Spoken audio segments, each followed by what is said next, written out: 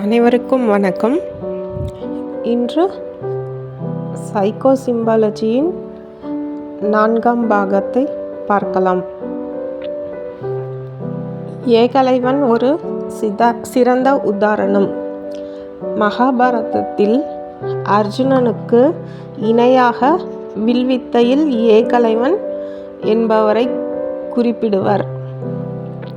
ஏகலைவன் எந்த குருவிடமும் நேரடியாக இருந்து பயிற்சி பெறவில்லை.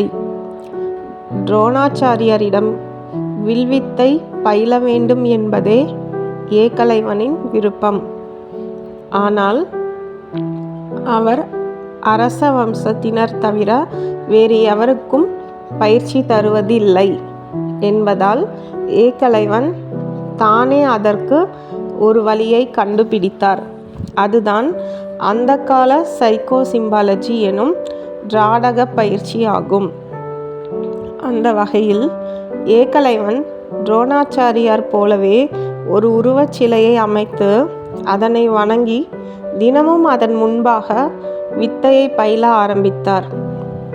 வெகு விரைவில் ஏகலைவன் மிகுந்த திறமை உள்ளவரானார். சகல வில்வித்தையையும் அறிந்த துரோணாச்சாரியாரின் உருவச் சிலையை பார்த்து அதையே உயிருள்ள குருவாக பாவித்து தினமும் அதை வணங்கி செயல்பட்டதால் துரோணாச்சாரியார் அறிந்திருந்த அனைத்தும் ஏகலைவனுக்கு இயற்கையாக வந்துவிட்டது. இதுதான் உற்று கவனிக்கும் உன்னத பயிற்சியாகும். அவ்வாறு தினமும் ஏகலைவன் தன் மானசீக குருவின் உருவச்சிலையை பார்த்தே அனைத்தையும் கற்று தேர்ந்தார். இது ஏகலைவனுக்கும் மட்டும்தான் சாத்தியமா என்றால் இல்லை. உலகிலுள்ள அனைவருக்கும் சாத்தியமே. முழு நம்பிக்கையுடன், முழு முயற்சியுடனும், முழு ஈடுபாட்டுடன் செய்தால் அனைத்தும் அனைவருக்கும் சாத்தியமே.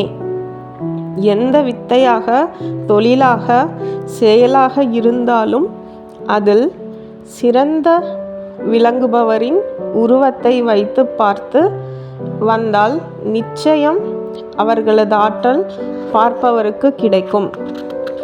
நான் முன்பு சொன்னது போல பார்ப்பவருக்கு முதலில் தன் மீது நம்பிக்கை வேண்டும். அதன்பின் தனது பயிற்சி முறை மீது நம்பிக்கை வேண்டும்.